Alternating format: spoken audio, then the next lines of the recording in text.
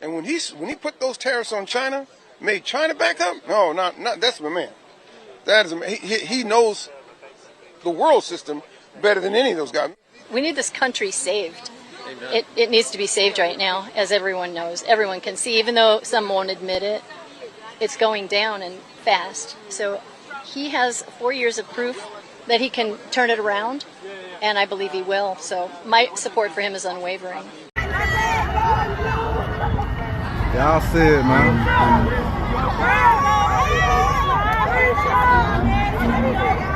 Which one are you in, though?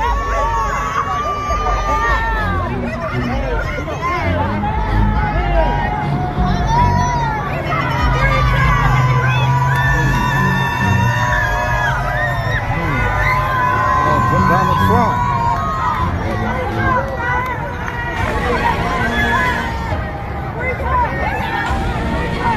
I'm talking about they got everybody.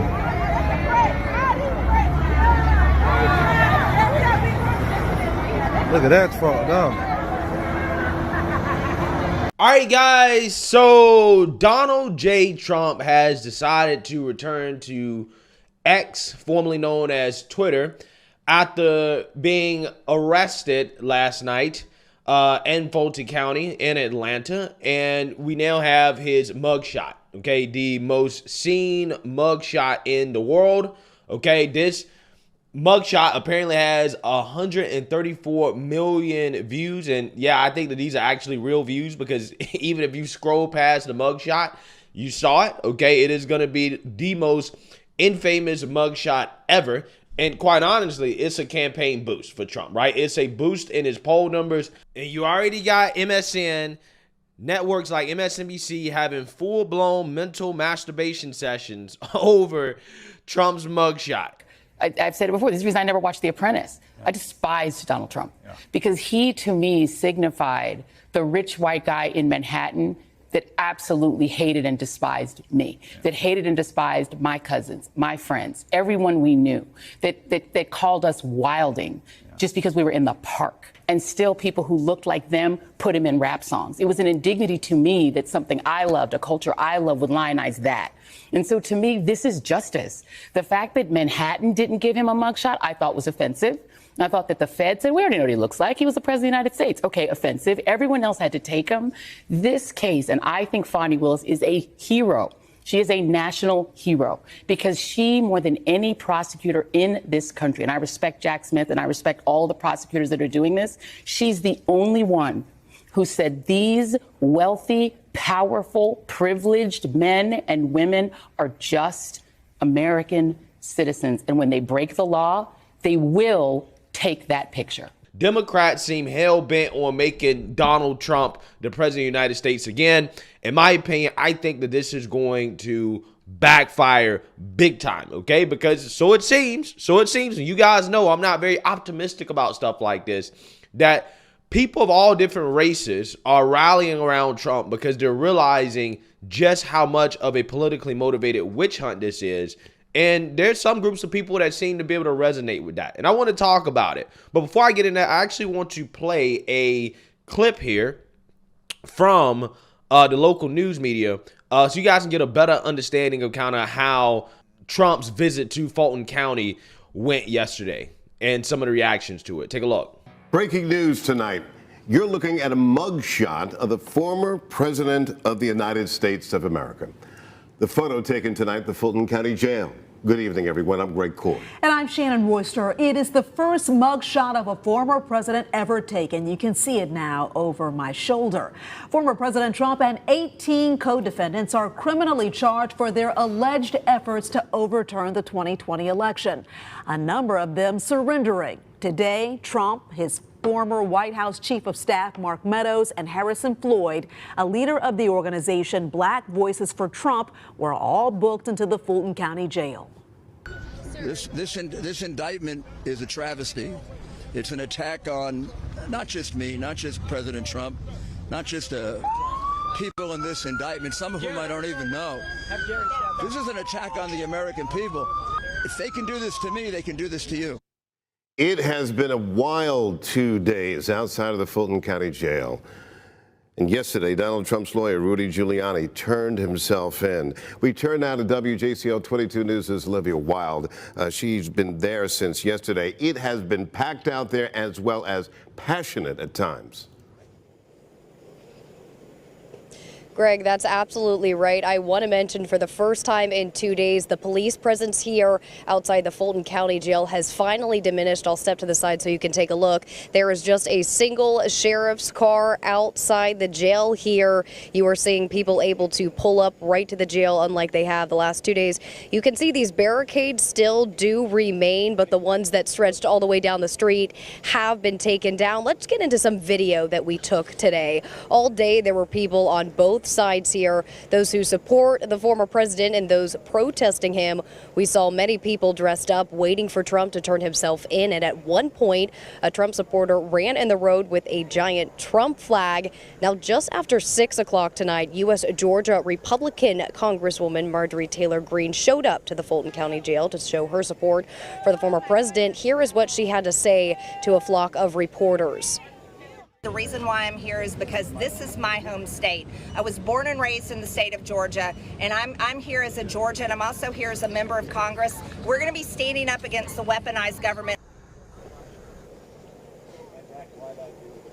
Now, before MTG's arrival, we spoke with some of the demonstrators here today.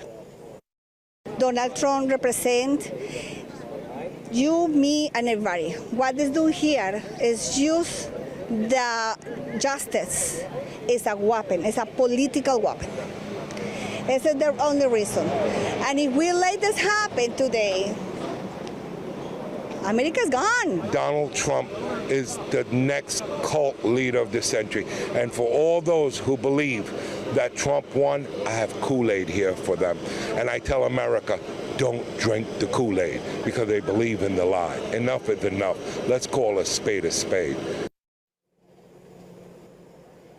Both protesters and supporters of the former president quickly cleared out this area when they realized his car would not be traveling out the jail this way, much like we saw yesterday from former New York Mayor Rudy Giuliani. So a sense of kind of an anticlimactic end to the day for supporters and protesters standing on this side of the jail, and right now a much calmer feel to the Atlanta Fulton County area, something we really haven't seen in 2 weeks now. Greg, Shannon.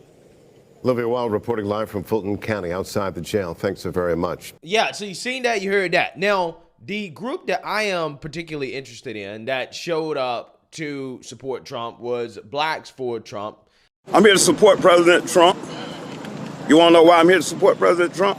Because they done did black men like this for decades. Make up charges and put them, so I know Trump is innocent. I support Trump against this corrupt, two-tiered justice system. That's why I'm here to show my support as a black man for Trump. And I'm wearing my shirt for Trump 2024, and I mean that. What do you think about the indictment? Oh, it's a bunch of bullshit. It's going around the country. You know, Fannie Willis, she went to school with my sister. She's full of shit. So she's a puppet for the white liberal that is controlling everything. She's in front, but the white liberal back there pulling those strings, telling her what to do. That's what I think about her, making a fool of herself. Do you think it's going to help his election? Of course it is. It's going to elevate him all the way. I think we should make Trump king. That's how I feel. We should make him king. Wouldn't that be kind of like communistic? No, that's nowhere near communist. Now, we're just going to make him king, but we still got our freedoms and rights and everything. He for that. Yeah, Trump for king 2024. Yo, that's probably one of my favorite clips on the internet right now, okay? That clip right there is hilarious, right? I love it.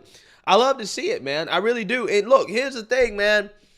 Seeing black people essentially celebrate Trump coming through and saying that he should be free and that he should be president, right, while he's driving through their neighborhoods, you know, seeing this guy, you know, come out here and support Trump. And I love seeing black people support Trump. I really do. I love seeing it, right? Now, some people may think that I don't because I have a realistic view about how black people vote. They voted a 90% clip overall for Democrats, okay, against conservatives and Republicans. And, you know, Trump did a little better than that. But, I mean, for me personally, I don't let clips like this overexcite me, okay? And I think a lot of people on the internet do that. And then once the election comes around, you see that, okay, black people vote Democrat at 90% again, right? And it's like, okay, well, what about all these black people that's supposed to be supporting Trump? Okay, I would love to see, and I hope that this happens, right? Like, here's the thing. If this is what it takes to get black people on board, right, with the movement, it is what it is, right? If they see Trump having a mugshot or being thrown in jail as a way to relate to Trump, to say, hey, you know what? Trump is facing the same, corrupt two-tier justice system that they feel like they're facing. If that's what it takes, even though I may disagree with some of it based off race, okay, right? Okay, I'm not going to complain about it. I'm not going to be mad about it. I hope that Trump gets some momentum with black voters. If this is what it takes, that's fine, right? Because again, this is do or die for Trump. He needs all the support that he can get.